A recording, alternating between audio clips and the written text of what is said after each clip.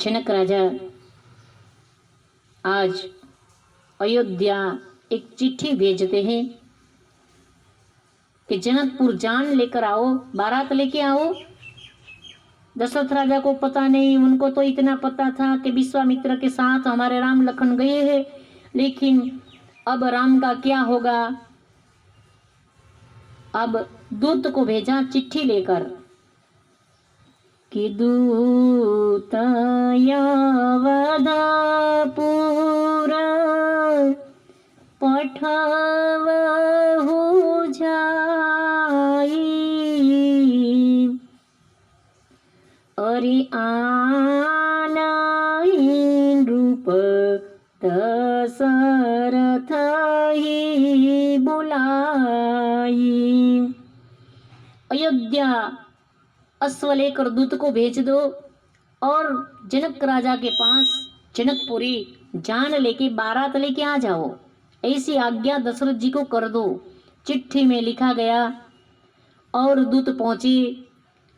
पंडित तुलसीदास जी ने लेकिन लिख दिया कि चिट्ठी जब पहली आई तो दशरथ राजा के मन में, दिल और दिमाग में ग्लानि होने लगी, मेरे राम का क्या होगा, मेरे राम को कुशल होगा ना। चिट्ठी खोलते हैं लेकिन इससे पूर्व भीतर से डर लगता है कि मैं चिट्ठी बांच लूं, उनमें पढ़ लूं मैं कि क्या लिखा है, लेकिन अच्छा नहीं होगा तो क्या समाचार होगा।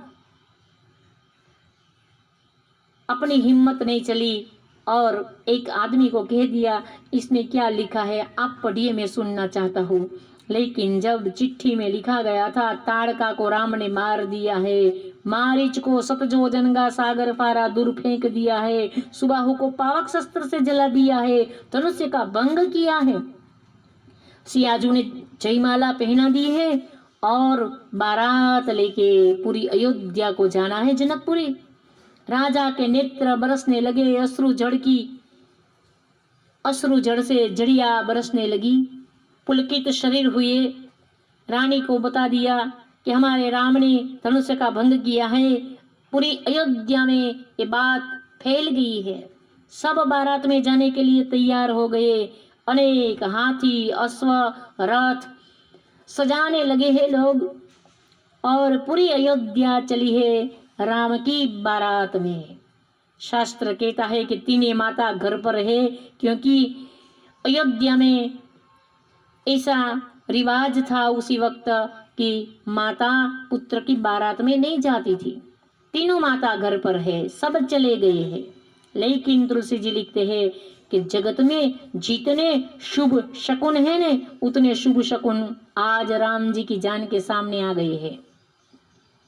ध्यान से सुनिए, जब हमारे जीवन में कोई शुभ होने वाला होता है ने, उसी वक्त तो हमें शकुन ही शकुन मिलते हैं। जब परमात्मा की बारात चली ने, उसी वक्त एक गौ माता अपने बछड़े को दूध पिला रही है और उनके सामने आ गई। शास्त्र कहता है जब कोई गौ माता अपने बछड़े को दूध पिलाती है, उनका दर्शन हम कर लेते हैं, वो शुभ निशानी है, शकुन है वो। आज ऐसा दर्शन हुआ, चले जा रहे गौ माता उनको सामने मिली, अपने बछड़े को दूध पिलाती हुई दिखाई दे रही है। दूसरा शकुन हुआ, नकुल का दर्शन हुआ। जब नकुल का दर्शन होता है कार्य सफल ही होता है। सौभाग्यवती नारी अपने साथ में छोटा सा एक बालक है और श्रृंगार किया है, सामने मिली है, शुभ शुकन है। वेद पाठी एक भूदेव ब्राह्मण देवता सामने आ रहा है, सामने मिला, ये भी शकुन है। कोई दही लेकर गोरस लेके सामने आया, वो भी शकुन है। नृत्यांगना मिली, वो भी शकुन है। दुनिया में जितने शुभ शुकन है, ये शकुन आज राम की बारात जब निकली घर से, सब शुभ शुभ शकुन उनके सामने आने लगे। क्योंकि भक्ति को ब्याह कराना है ना, हमारा कार्य जब सफल होने वाला है ने, सुफल मिलने वाला है, अच्छा फल मिलने वाला है हमको, उसी वक्त शकुन ही शकुन दिखाई देते हैं। आज जनक राजा की नगरी की ओर ये बारात चली जा रही है। कुल गुरु वशिष्ठ आज विराजमान है, साथ में दशरथ राजा है और तीनों भैया भी साथ में है। पूरी अयोध्या, शास्त्र कहता है जब बारात आती है ने उसी वक्त जानकी जी ने मन ही मन ठान लिया कि मेरे पिता का कोई कम न दिखाई दे, मेरे पिता इतना महान है जनक राजा, इसलिए अष्ट सिद्धि और नौ निधि रास्ते में जानकी जी ने खड़ी कर दी है। जहाँ बारात रुकती है ने वहाँ उनके ठहरने की सुचारू व्यवस्था हो जाती है। ठहर ठहर आराम विराम भोजन आदि आदि सबको सब कुछ मिल जाता है, क्योंकि आदि शक्ति ने आज व्यवस्था कर दी है।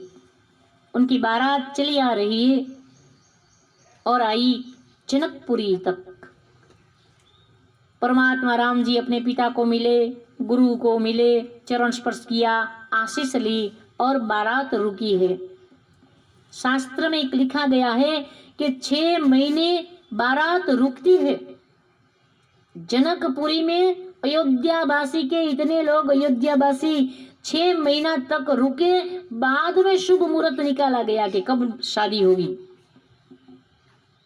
आजकल तो एक दिन कोई आदमी आ जाता है तो मन में लगता है कि कहाँ जाएगा, कब जाएगा, और लोग पूछ लेते हैं अगर आप रुकने वाले हैं ने, तो वैसे ही वो जान लेते हैं कि कब जाएगा, उनसे ही जवाब मांग लेते हैं। शास्त्र में लिखा गया कि जनकपुरी में आनंद आनंद छा गया है, सब एक दूसरे से मिल रहे हैं, प्यार बढ़ रहा है। लेकिन अभी मुहूर्त नहीं निकाला गया। बाद में 6 महीने के बाद आज जनक राजा बोल रहे हैं।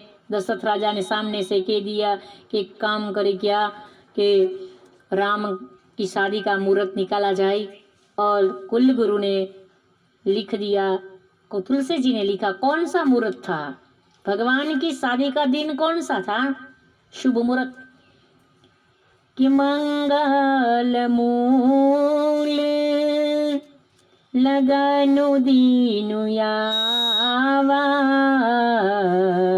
इमरी तुय गहनु मास सुहावा मंगलु म्यूल लगनु दीनु यावा इमरी तुय गहनु मास सुहावा।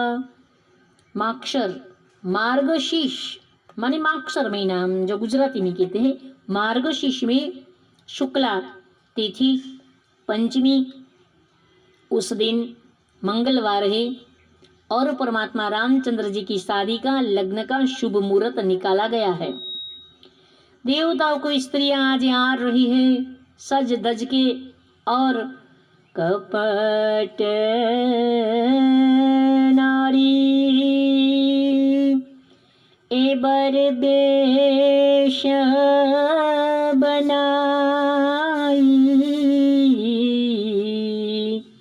अन मिली सकल रानी बास ही जाई। कौन कौन नारियां है?